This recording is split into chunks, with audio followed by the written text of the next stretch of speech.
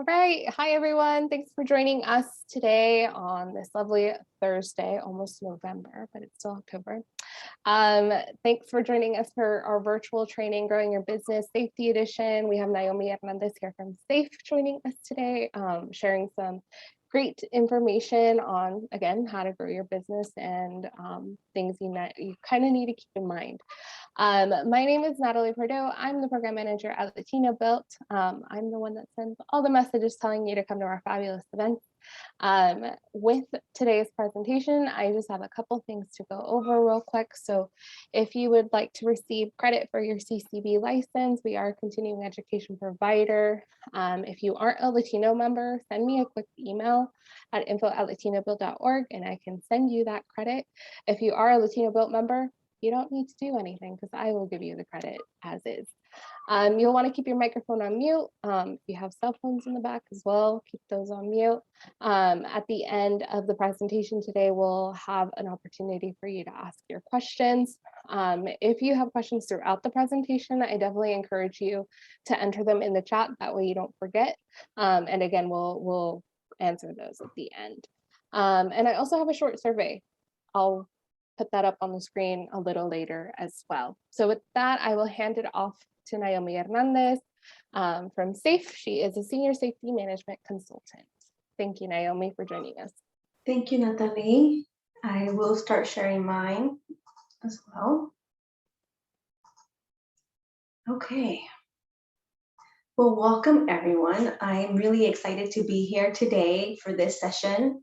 We're going to be focusing on elevating your safety culture as your business grows, with an emphasis on understanding what areas make up a safety culture. This will then demonstrate how you can rely on your leadership team to help shape the best practices of your organization. I'll tell you a little bit about myself. I've been with SAIF for 14 years now in 3 very different roles, most recently as a safety consultant. I know everything about the workers' comp world because I was a claims adjuster myself and also an investigator. I would like to get to know you a little bit better, just to get a feel for who's in our audience. I want to know your company's name, if you're comfortable sharing that. What is your role? Are you an owner? Or if you're a leader, I want to know how many employees do you manage? And please put that in the chat. Natalie's going to be monitoring the chat throughout the whole presentation. So if I'm saying something you need me to pause, also put that information in the chat. And then this will help me understand who you all are. I'm going to move on here, tell you a little bit about why we're here. What's my agenda? What's my plan? I'll talk to you about who SAIF is, in case you have no idea. We'll discuss why safety matters to any business, regardless of their size. I'll introduce to you a tool that will help you understand the different elements of a business that makes up a culture. Then I'll focus on how your leadership plays a role in the kind of a safety program that you have. Then I'll finalize with providing you with some tools and resources to help you gather information about your own business in terms of where to add in its safety culture, as well as hopefully give you a to-do list of items you need to follow up with your leadership to hopefully improve. So SAIF Corporation is a not-for-profit state chartered workers' compensation company. We make workers' compensation insurance affordable and available to employers of Oregon and only in Oregon. And we strengthen the Oregon economy by helping to keep workers' compensation insurance costs low while keeping the workplace safe. It's been in business for more than 100 years. As you can see, part of my job is to support our mission, which is it's in that sentence, in the last sentence there. And our mission actually says that we hope to make Oregon the safest and healthiest state to work in. So SAIF's focus is really on the customer experience. You will have a variety of services, teams, and specialists to help you walk through every aspect of the workers' compensation process. But if you are not insured with SAIF at this time, there are 3 things I want you to take away from this presentation to review with your own carrier. So when it comes to workers' comp, it's very, very important that you understand the agent's role, because they are your go-to person for all kinds of questions related to the policy. And the policy protects your employees, and the business. So it's very important that they know every element of your business and that you are as forthcoming as you can with them about how the business is operated. Also, make sure that you understand your insurance coverage. What are those limits, especially if you bring in temporary workers or a family member to help out in the business? It's important that they are covered in the way that you expect them to be. And that, of course, includes endorsements and other perks or areas of coverage that you may need. Lastly, it's important to know what affects your rates. It could be prior loss history, what safety programs you have in place, your credit, believe it or not, your personal credit impacts the policy, the type of work being done in the business. So going back to those class codes, as you can see, the lack of some of these programs can really have an impact on your eligibility for workers' comp insurance and or on pricing too. So there are other little things that may surprise folks, like for some industries, you may be required to have 2 years worth of prior workers' comp coverage. So think about that when you're adding to elements to the business, or you may be required to provide a deposit, where in some cases, it may be several thousands of dollars, so that could impact your cash on hand. So that's the top 3 things you need to know about your workers' compensation coverage. I understand that when your business is just starting or it's growing, having a safety programs or policies and procedures doesn't always make it to the top, 10 things you need to do. However, as you hire employees and the business grows, it's very important that you do begin to set a structure. It's likely you already do some of the things I'll talk about today, but I'm going to present to you a tool we use at SAIF that will help guide you through this process. So let's get started. In the chat, you should see 2 attachments that I've included. One of them is this Ansbro Safety Culture Spectrum. This is that tool I was mentioning. If you have it, open it. If you have a double screen, you can put it up because it's more helpful than trying to read the small print on here. So let's talk about the Ansbro Safety Culture Spectrum. The Ansbro Spectrum talks about safety culture, and a safety culture, it's a group's attitudes and behaviors. This either protects or it may not the workforce, but you recognizing that the culture is there will reinforce the trust in that culture, because it really defines everything that you do and the processes that you put in place. So any business, regardless of their size, shares a culture. Just be very aware of that. If you are the sole proprietor, then you're likely that influencer and the person setting up the culture for your future workforce. So be aware of that. A lot of us are influenced. So for those of you that you're like, okay, I still don't have employees, a lot of us are influenced by who we've worked for in the past in that employer's culture. So if that's you, as we go through the different sections, just think about rating the prior employers that you had. If you do have the employees in your business right now, then think about how each of these areas play within your current culture, safety culture. So the Ansbro Spectrum has 6 different elements, 6 major aspects that you'll see in the bar graphs. So the first one is safety leadership and competing demands. Number 2 is accountability. Number 3 is employee involvement and communication. Number 4 is risk and systems assessments. Number 5 is program, procedures, policies, and training. And number 6 is equipment, environment, and budget. For the sake of this training, and because we don't have a lot of time, I'm only gonna cover the top 4 elements of this spectrum. Honestly, this course takes about an hour and a half to really dive into every element and kind of dissect and review each aspect of the spectrum with the different levels. So Apologies if it feels like I'm going to go really quickly, but I am, okay? So the Ansberg culture spectrum has 4 levels of a safety culture, which are these columns that I was telling you about. That you see the colorful line on top of those columns. You have your reactive and formal program, that it's the red column. The second level is a compliant, focus on OSHA rules type of a safety culture. The blue is more of a managed program that's very much driven by the leadership. And then the fourth and final column to your right is the green comprehensive, where safety is owned at every level, regardless of what your position is in a company. The spectrum has the ability to move from both left to right and right to left, depending on what is going on in your workplace. As you can see, some of these words remind you that in the spectrum itself, if you move towards the left, you're in that compliance focus, right in the middle, you're gathering data. And if you move towards the right in the comprehensive program, you're really much focused on in that amazing culture in every element and level possible. I believe as we go through these different columns, we can all relate to businesses where we've worked at that falls onto one or each of these categories. I will give you an example of a company that had a safety professional that I was working with on staff. So that meant that the safety professional was there every single day. They really had a very comprehensive culture. So we're talking about the green column right here.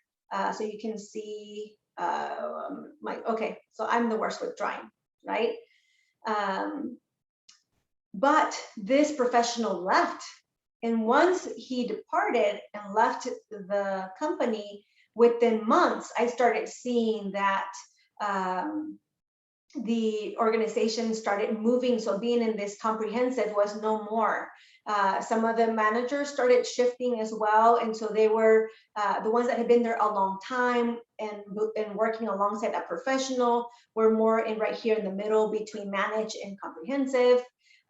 We did have newer leadership that was coming in, who had come in kind of being more in this compliant mindset because they hadn't been in the culture long enough to understand the practices.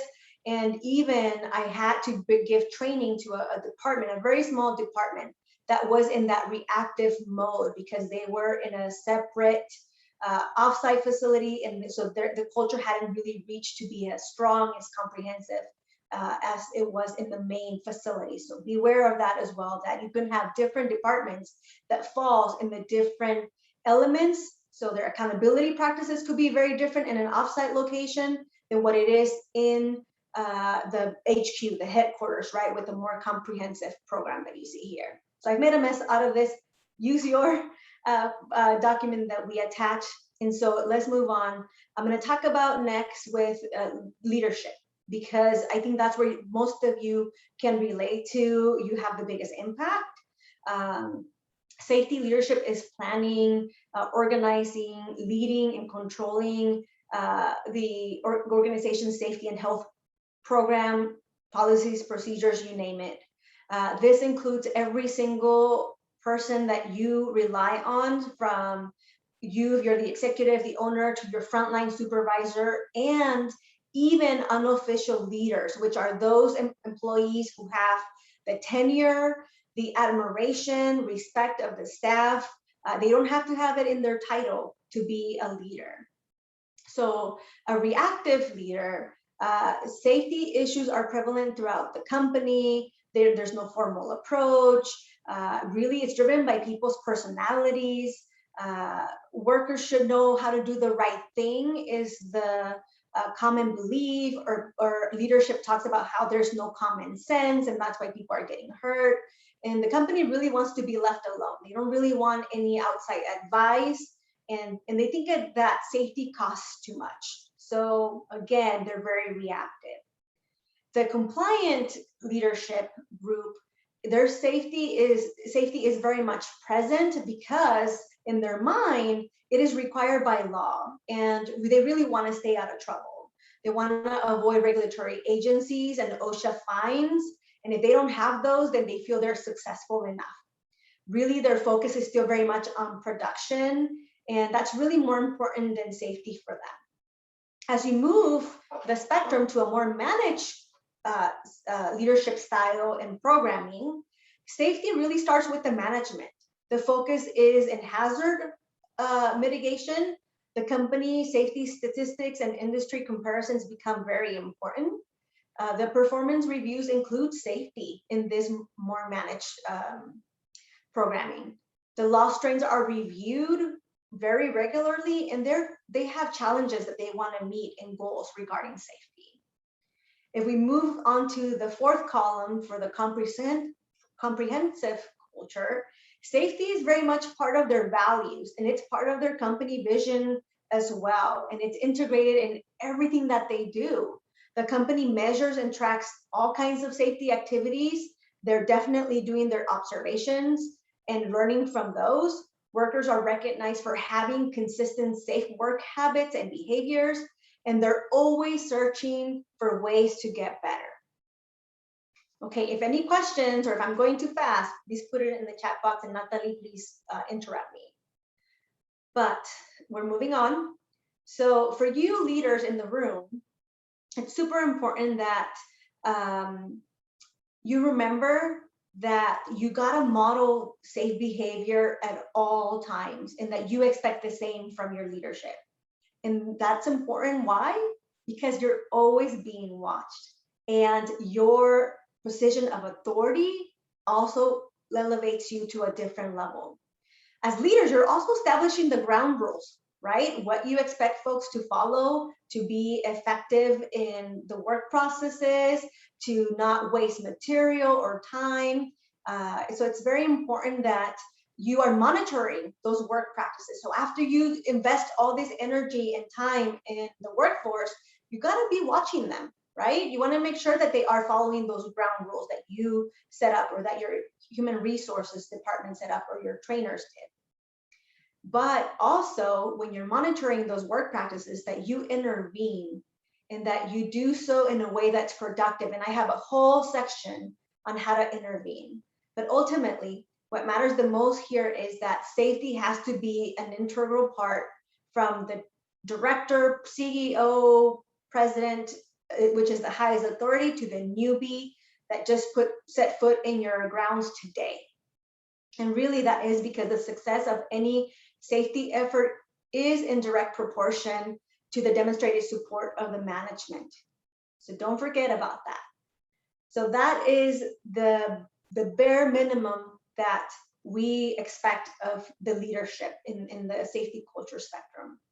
I also don't want to forget to share with you all that really what the experts are saying these days is that leaders must demonstrate that they can be taught despite being in the office for more than 30 years, or in their positions for more than 30 years. Or even if you have such a prestigious position as you being the CEO. We all have something to learn from somebody. But let's move on and talk about accountability. So that's that second part of the spectrum that I was talking about. I had really put pressure on you, the leadership, about how to intervene, and accountability is just that, right?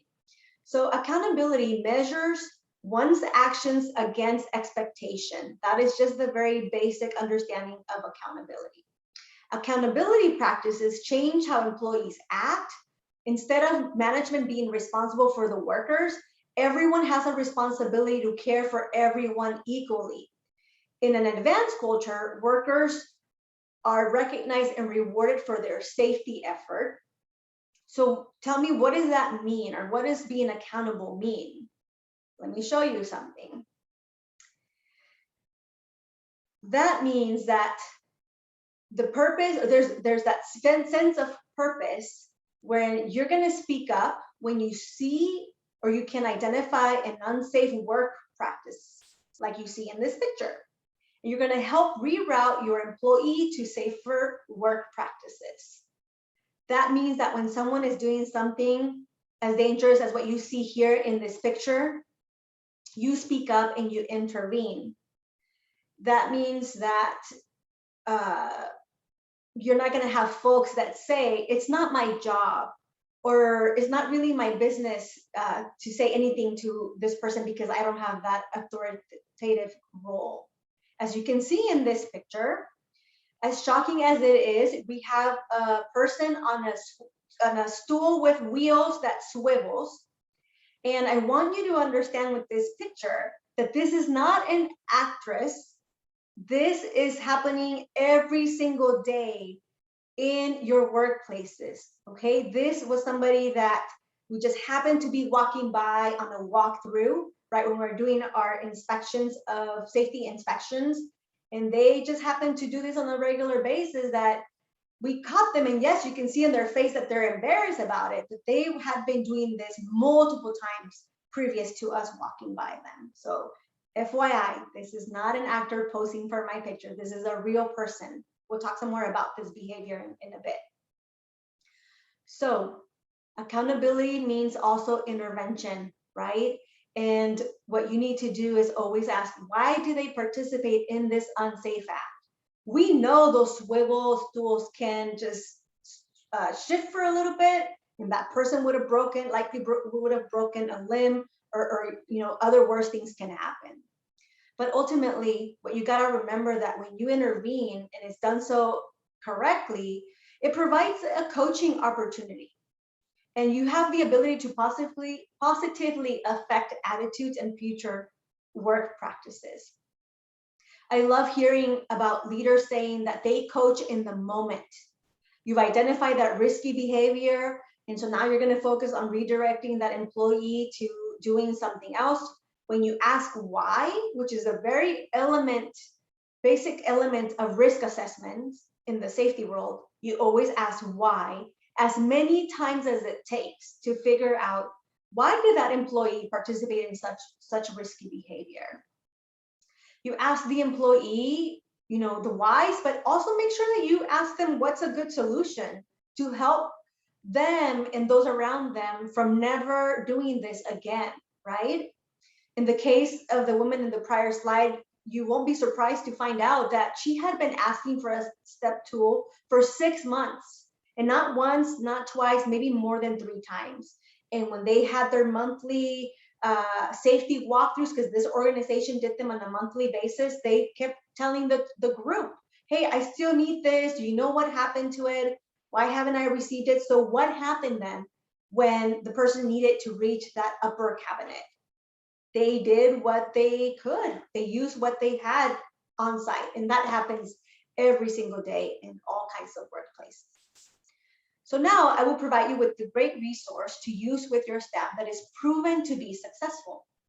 And this should be integrated to your training program, regardless if you just have the one employee. So a very basic model here that you see is you set expectations when you have the new employees coming on site, right? When they're just getting to know you as a business and your safety culture. You set those expectations, then you provide the training, then you rely on your supervisors, right? To hold those folks accountable. And you do that through observations, right? There we go, you can see here. Sorry, I was trying to move my cursor here and didn't realize that you can't see it. So we started up here, you're setting expectations, you're providing that training. People are being held accountable by their direct leads, supervisors, or even teammates. And they're providing that feedback constantly. Make it a habit, make it a pattern. It's a best practice that when you have a new person on staff, that you're providing that feedback during the first weeks, the first months, the first quarter, the first 6 months, and sometimes even in that first year is constant feedback. That is very normal. You should set those expectations so folks don't think that you're picking on them. That is just very much part of your safety culture, right? It's integral to who you are. You provide that feedback because you're providing observations, right? And if folks are doing what they're supposed to, then you recognize those achievements, right? If by any chance, then you can recognize that they're achieving, then you go back and you start all over and you set expectations again and you go over the training again, and then you continue to hold that person accountable. So I have more for you regarding this process. when you provide positive feedback, be prepared and anticipate the point of view of your employee. So when we discuss that employee getting on that stool with the wheels, I kind of already suspected, right, that they had asked for that stool. So I wasn't going to get defensive. I was going to make sure that I wasn't attacking that person when I was asking my whys, and I wasn't accusatory, right? It's super important that you have good communication, that you describe the situation and explain the problem that it causes, that you clarify to make sure that you understand the employee's point of view, and that you're committed to find a solution that benefits everyone. That is the best state of mind that you can take to be successful in this pattern, in this model for us achieving best results that I was mentioning.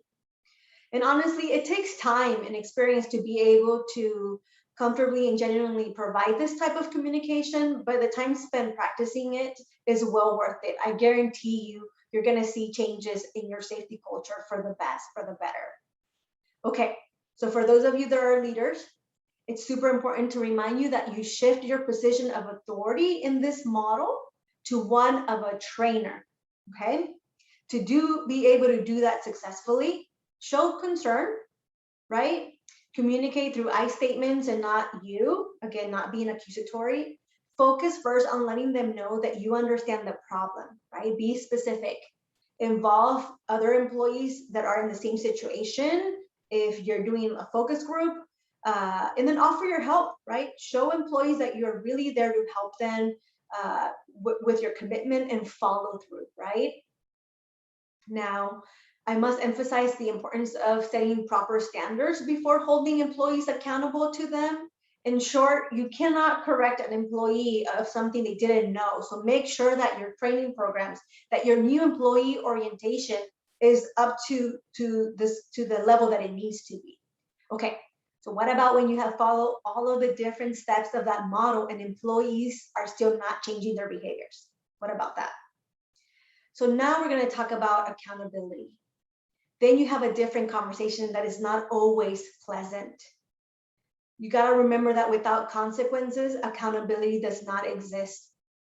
Effective accountability systems ensure that consequences exist, consequences are appropriate, and consequences are justified. In short, I understand that when we hear the word consequence, that is the last resort of discipline when employees fail to follow the rules of safety. However, I'm in workers' comp. I told you I was an adjuster in my prior career here at SAIF. I've seen plenty of amputations. I've seen plenty of serious incidences and accidents, and I will tell you for a fact that in huge percentage numbers, folks that had those injuries where they lost a hand, a thumb, a leg, they were having the same behaviors over and over, and their leadership had observed them, but had not had that accountability conversation. And I'm telling you, some of these injuries or deaths on the job are life-changing. As a leader, you don't ever, ever want that to happen on your watch. So this day and age is difficult to have an accountability discussion or send people home without pay because they violated their safety practices, because we know that you need employees, right? That there's a shortage in the labor force. But ultimately, you got to think about the work that you do every single day, the hazards, how dangerous that work is, and how it can impact that life of a worker. So, okay, I'm going to get off my soapbox now. We talked about accountability. So all of these points transition us to talk about the next area of focus on the spectrum, which is employee involvement and communication. Wow, communication is such a huge topic, and I kid you not, I have a whole hour of training for you just on that topic, right? As it leads to super important that your employees are engaged. You're gonna hear that as a buzzword these days. We need engagement for people to be focused and in the moment. I want you to remind you that it's human nature to want to do a good job and feel fulfilled. Normally, a negative safety culture hinders that. Employees need to have the ability to tell the truth without fear of retribution, right? That's really important in a good safety culture, and to have good communication. So I'm going to go through this section quick as well. You got to remember that when it comes to communication, you've had years of formal training. You have years of formal formal years for training in writing and reading, right? What, 12 years of elementary, middle school, high school? And maybe you might have some formal training in speaking. Maybe you took public speaking or anything like that. But it's really important to remember that there are very few training programs available for listening, right? And listening is one of those areas that most of us don't have that formal training, but it's super important to have, right? Good listening skills. And then we ask ourselves, well, why do we think communication is difficult? The reason is that most of us have between, what was the term? Many areas of information coming our way, especially as the business leader, right? You got your phone, you got your email, you got a cell phone now, you got instant messaging, you got interruptions of people coming in to your workplaces, right? Well, it's super important that you focus on removing those barriers that you encounter with every single day of your work life, so that you can listen better. So I'm going to remind you a few of what they may be. And it's happened to me where somebody's coming into my office and checking in with me. Do I have a minute? I say yes, right? But my brain is somewhere else. I also got my phone in my hand. And that's just some of the elements of the job. But what about what happens inside the brain too? What about when you start comparing or judging what this person is telling you without listening to the whole story? What about those of us that are thinking like your mind, trying to mind read them so it can move up quickly and you can focus on the next task? You're trying to identify, how can I help this person? Or maybe you want to placate them because I don't do good with people that are crying or upset. I want to fix things right away, right? Or you're honestly practicing what you're going to say because business world is that way, it moves fast, right? Or just the synergy in the room has you distracted, right? So I think a lot of us can agree that we've been participants of one or every single one of these, depending on the conversation in one point or another in our daily lives, right? But I do have some solutions for you as well. So in order for you to have skillful communication, it's important that you focus on the person, right? To hone in on those listening skills. You might decide to take notes. You find an area of common interest for both of you. Sometimes it's okay to say, let's go take a walk away from the production floor, away from the people. You listen with your whole body and you resist those distractions, right? Now I want to talk about examples of questions you can ask to help improve that understanding as well. So here are some examples of questions that can be very empowering, right? Like, what do you want to achieve? What does that worker want to achieve? What have they tried already? What hasn't worked? What resources do they need from you? What barriers do they anticipate you're going to encounter? And what is that most powerful next step to resolve whatever it is that they want to talk to you? And of course, as a leader, they're always going to come for you to help. So make sure that you are offering that help that they need. So goals to improve communication in your safety culture and just in general in the business is a team approach, right? You work as a team with your employees, with your leaders. You focus on removing obstacles, right? It leads to just being more fair and have more meaningful opportunities. As a leader, the team allows employees to exercise judgment, so they're always there to help provide that guidance or coaching. The team helps get rid of internal competition. That's a big one as well. Each employee knows their strengths and weaknesses, so you play to those as well. And if the weaknesses are more than those strengths, then you focus on getting them that help, that training, that coaching.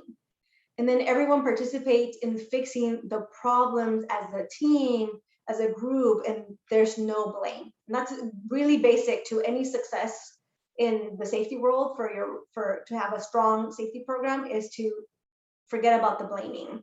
It's not conducive to any good. So now we're going to go over the last section of the spectrum that we'll cover today.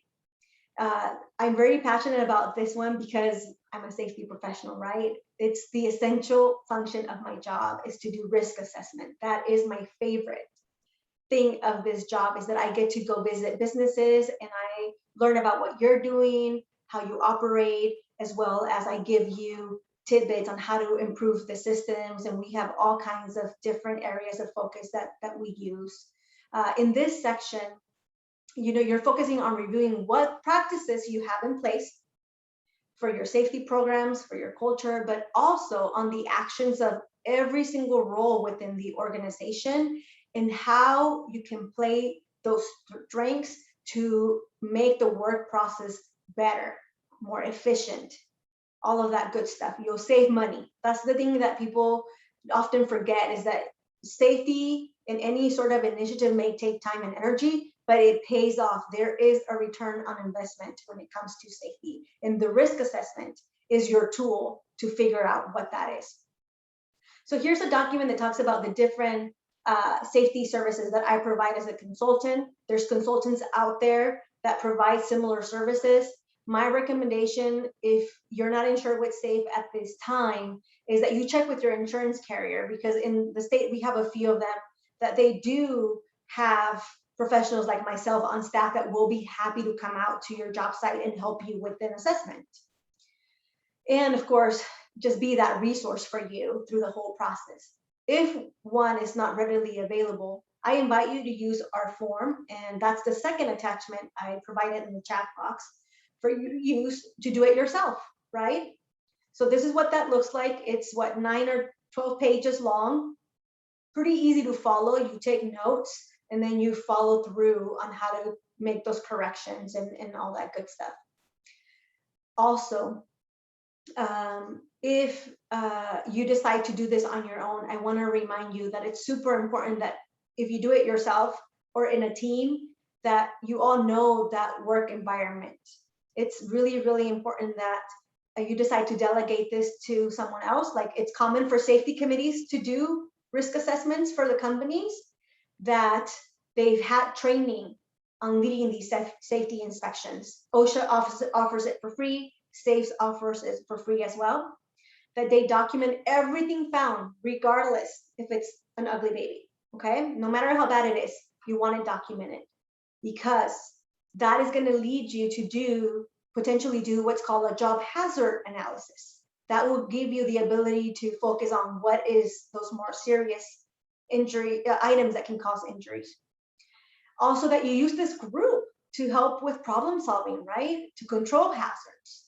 And that if you involve work, and that you make sure you involve workers, because you can get an idea of the actual work experience that they go through every single day. Because it's easy for me to say, oh, I'll give you this idea, what about this? And since I'm not doing the job per se, I may not really be understanding of a different element of that hazard that might not be possible to fix with my correction or with my idea. So always, when you have that group of people, make sure that's well-rounded in experience and in the roles as well. But I also want to share another option that has really benefited the businesses that I've worked with in the last 6 years that I've been in this profession. Oregon OSHA does have consultative services. Here is that document that thank you, Natalie, is putting in the chat box right now for you to see how to contact them. There's benefits. Please pay attention specifically to this benefits section for you. Please be aware that this is very different than the people that go and check job sites.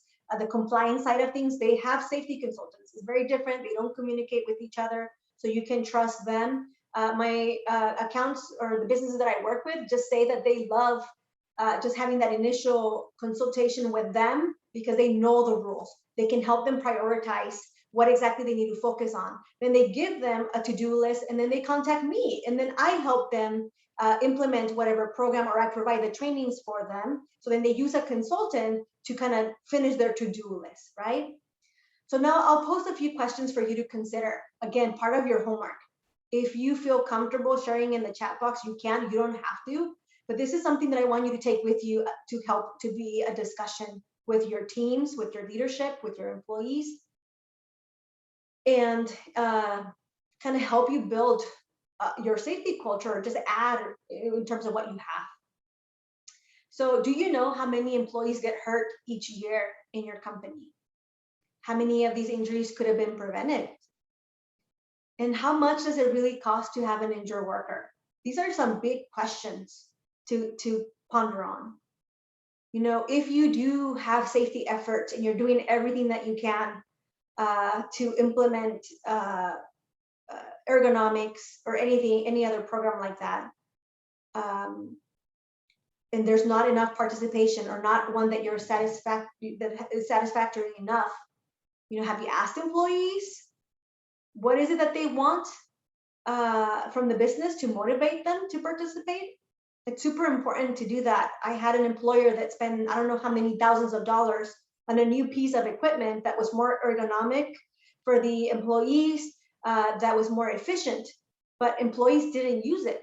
Why do you think the employees didn't use it? They didn't use it because the employer did not spend enough time in the training and did not allow for production to slow down in the piece of equipment being implemented and adopted into the current process. They were just too busy. I kid you not, the piece of equipment sat on the production floor for 6 months collecting dust because they were too busy.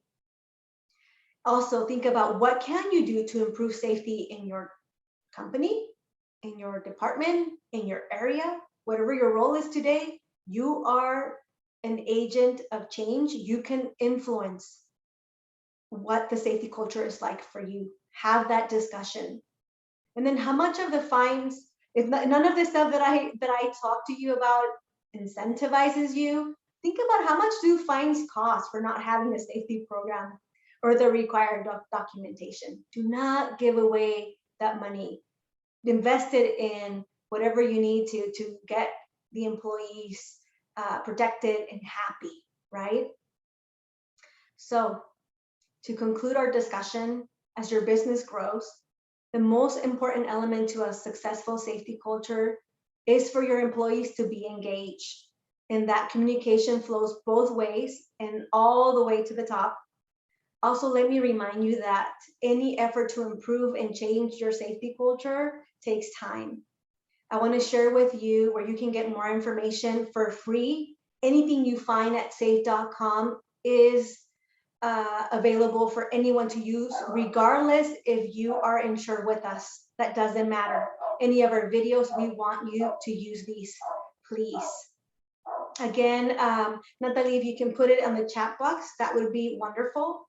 We want to ask you also from Latino Build to get us some feedback. Again, put this on the chat. I am excited for the opportunity to partner with Latino Build. We want to come back and provide you more training. So I hope this is not my first, it won't be my last time seeing some of you. Talk to us. What other safety and compliance topics do you want to see? Ideas that I can give you is top compliance issues, safety committee information, hazard and PPE assessments, which everything that I presented to you can have its own hour-long class. Any other topics such as integrating total worker health to safety? That is a big deal right now because of the pandemic and all of us having fatigue.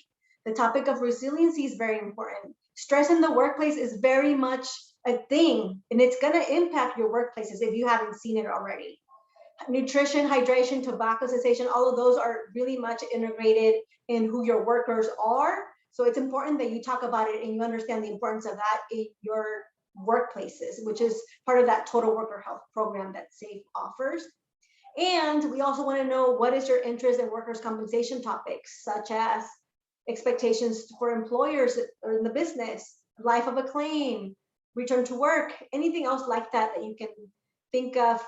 Put yes, you are interested in everything, or no, or anything here calls your attention, put it in the chat box, because Natalie and I are going to be talking some more about how to better provide you services.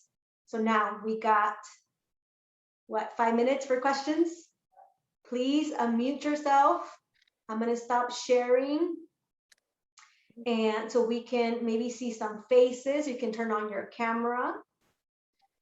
And yeah, Miguel, if you, I don't want to put you on the spot, but you're welcome to turn on your camera or unmute yourself if you prefer to ask questions that way too. Oh, you're driving. It's not safe for you to be on camera.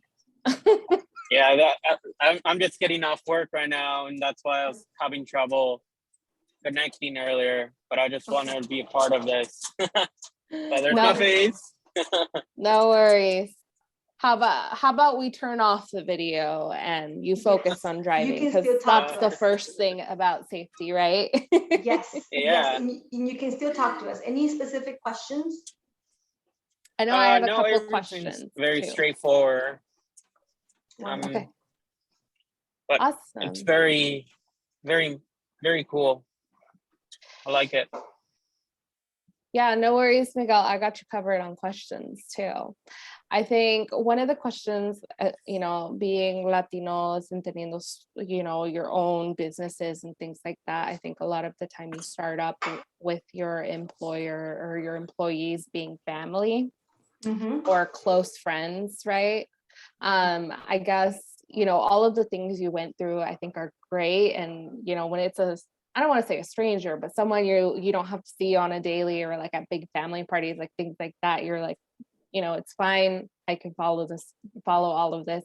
I think when it comes to family though, there's always that added stress of, you know, this is someone that they could potentially take it the wrong way, and, you know, thing like broken ties, things like that. So I guess for you, my question going down that kind of path is, do you have any kind of recommendations on like how to approach conversations with maybe someone, you know, who might be your brother or something like that?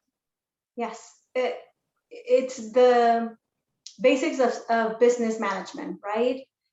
When it's family, they should definitely have that crucial conversation, is what I'm going to call it, that the business world functions a certain way. And in the job site, we are not family. I'm not your big sister. I'm not your little brother. I am your manager. I am your supervisor. I am your delivery driver, whatever I am. And I'm going to understand my job duties, because it's in my best interest for the business to succeed, because one, I love you as a family member, and two, we're in this together, right? We're part of the same team. And so I recommend folks to have those conversations, as difficult as they may be. When you do them respectfully, we all understand it. We're in there together to make the business successful and see each other, see the fruit of our labor. Because when you bring your family in, they love to really be there for you. And if you see that they're not, right, if they're not being there for you, then you need to have that accountability discussion, because the business still needs to be run. The product still needs to go out the door. You still made promises.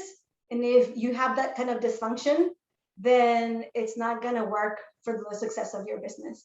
So as difficult as it may feel at first, if you have those conversations early on and you set those expectations, kind of like what the model told us, it's pretty easy to follow, right? Because then from the get-go, we're all on the same page.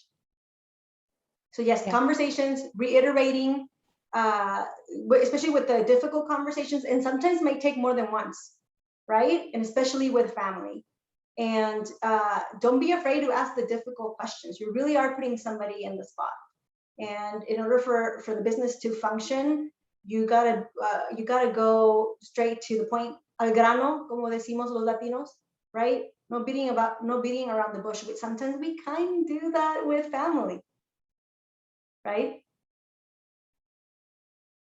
Yeah, that's totally true. I think we like to avoid conflict, right? Yes. This is a big one that can cause some conflict, but it's necessary conflict, unfortunately, when you own a business. So Yes. I guess as a follow-up question, I know you told us, have these consultations or services available, to do this for free and to be doing your safety checks. Obviously, this is something that should be an ongoing process. It shouldn't just be one and done and that's it.